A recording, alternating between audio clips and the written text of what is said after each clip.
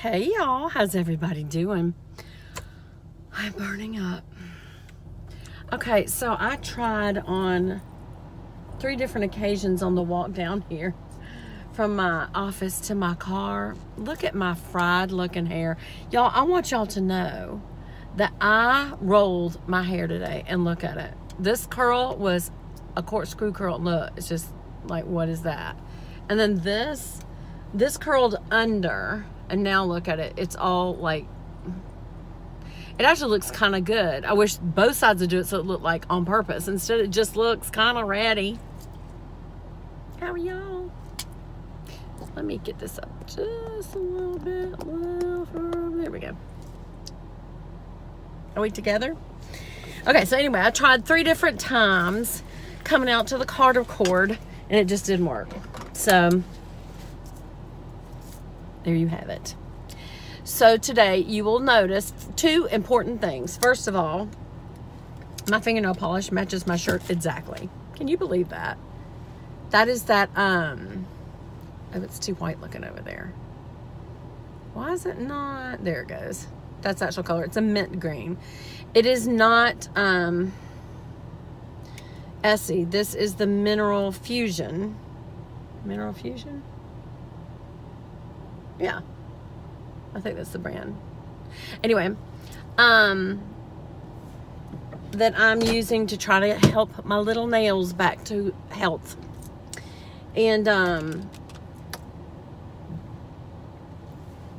I've been using the cream and it's better, but it's still, I don't know if y'all can see how crusty they are.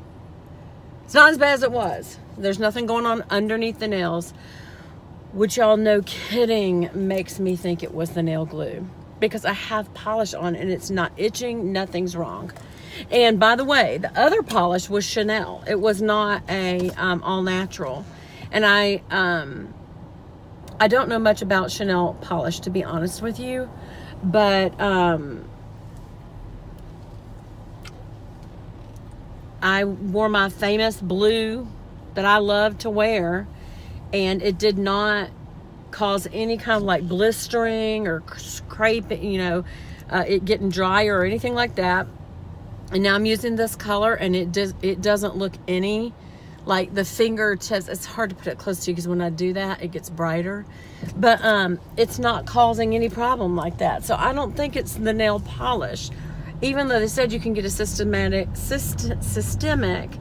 allergy, and therefore any chemicals of any kind that had to do with getting your nails done, it can make it where you react to any of those chemicals.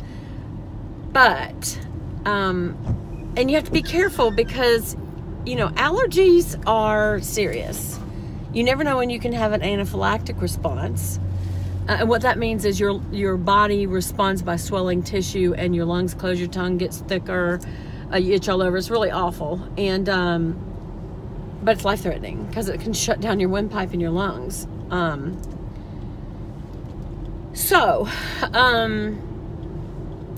Is nails worth trying again, with that being a possible outcome? One of the things that the new dermatologist, which was really my original dermatologist, told me when I got a second opinion from the one that said that, the breakout in my chest and up my neck was just it was psoriasis, and it was a coincidence. It was all at the same time. I was like, I don't think so. And that's when I went back to my old one. The only reason I left her was because she's so far away compared to where I live. But from work, she's not that bad. So anyway, I went to her, and she says this is clearly a allergic response, which is pretty serious, because allergic responses can be life-threatening. So she prescribed me an EpiPen, which is good, because if you've had allergic reactions or have any kind of immune reactions, you really should carry an EpiPen. And now they've got them where you can get them again. They're expensive, but I don't know. They may not be. I have to go and see what was the price on the pen, because it was called in. I haven't gone to pick it up yet. But the bottom line is, I talked to my nail operator, and she said, my nail girl, I want to say operator. So when you say your nail girl, it's kind of like sistery because I've known her so many years, but I don't want to ever sound like I'm talking down about her job because she's a nail operator. I mean, that's her living is she makes perfect fingernails. And she's very gifted artist, in my opinion. What she does is artistry. Because I've seen other ones that don't do so good, and she does really good. But anyway, and I love her to death. I think she's been on an Instagram or a story or something of mine. But anyway, she said they hadn't changed anything. Because I said, well, did y'all change nail glue? And she said, no, it's the same nail glue we've always had. So I don't know. Because I feel like it's the nail glue. The nail glue, when they put on the tips on the end of your fingers, when they mash down, it squeezes out the sides a little down into your cuticle area. And whenever I would put my hands under the little light that I used to call the oven, because, let's face it, UV light on your hands, that's not good. Sometimes it would burn. I'd pull my finger out and she'd say, oh, it burns up quick sometime. And I got to thinking that may be what started all that. And so, but the polish itself, now some polishes have formaldehyde, toluene, I think it's called TPHT. I'm driving, so I don't know, but y'all can look up what are the allergens of having artificial nails done or in nail polishes. But there are nail polishes out there that don't have them. Like they tout that. They're like, we don't, like one of them I think says 7 in 1 or 7 free or something like that. Maybe Pacifica. But anyway, they are very proud of the fact that they don't have those things in there. Y'all, my hair's driving me crazy because it's so, I worked so hard on it, and with all this rain, it's just going bleh. I'm getting to where I care less and less about those things, because you can't control them. I mean, I don't think you should ever just not give a rip what you look like. I think we should all care about our appearance, but just not to the extent that I did when I was younger, where it defined who I was. And now I enjoy makeup because it's artistry to me. It's fun to apply. I don't know why. It's just like painting on your face. But I guess that's why it's called face paint. But anyway, but I don't think it should define you. I really don't. I think it's a part of fashion, to be honest. Like if you like to do big red lip and a wing liner, that's a very bold and dramatic look, versus a subtle, natural look. And either way is fine. And for the same person to use all those looks different ways, that's fine.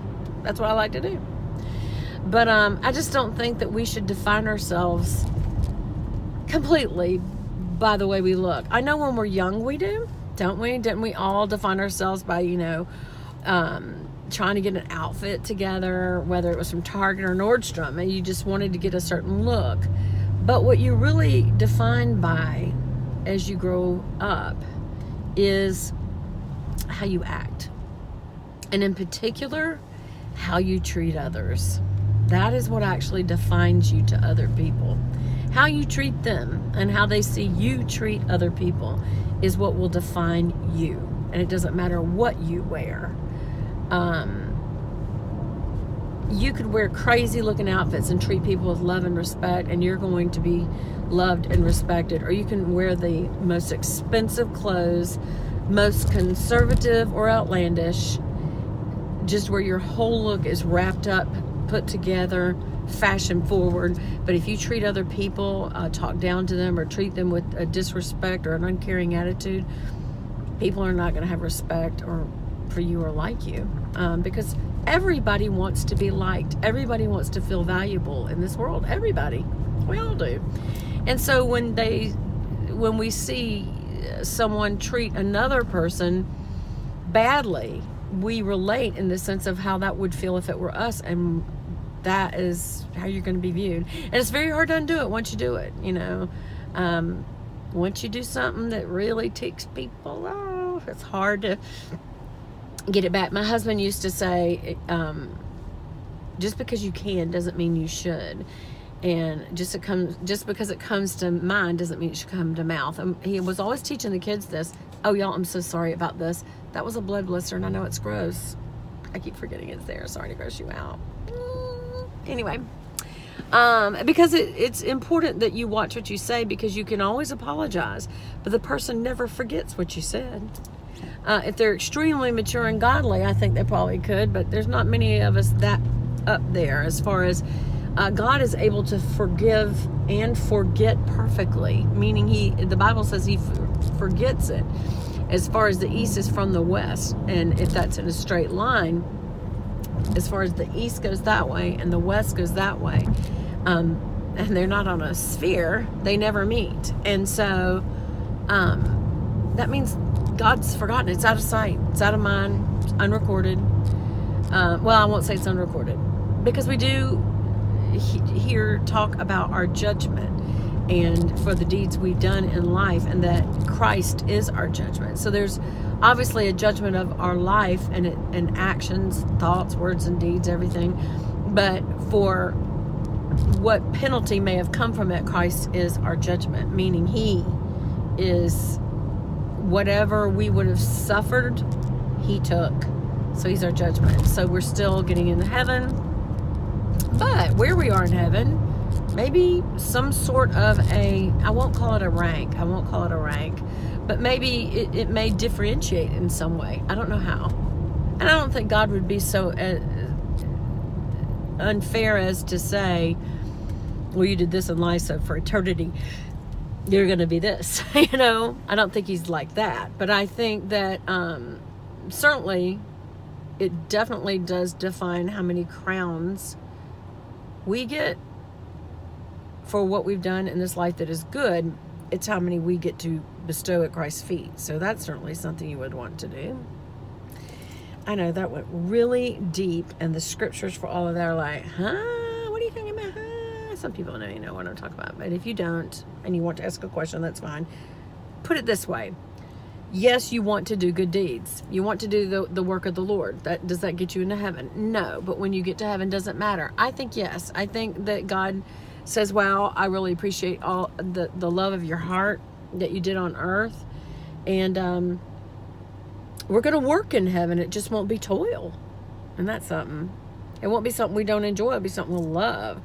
So man has always been made to work, to do, to take action. And there is a time for rest, but we were made to work. Isn't that interesting? It's just when sin hit the work of man because of the fall, work became toil. In other words, what used to be fulfilling, wonderful,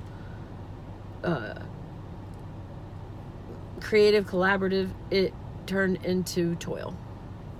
And we still get glimpses of it now, the good side of it, but on this side of earth, it will be toil.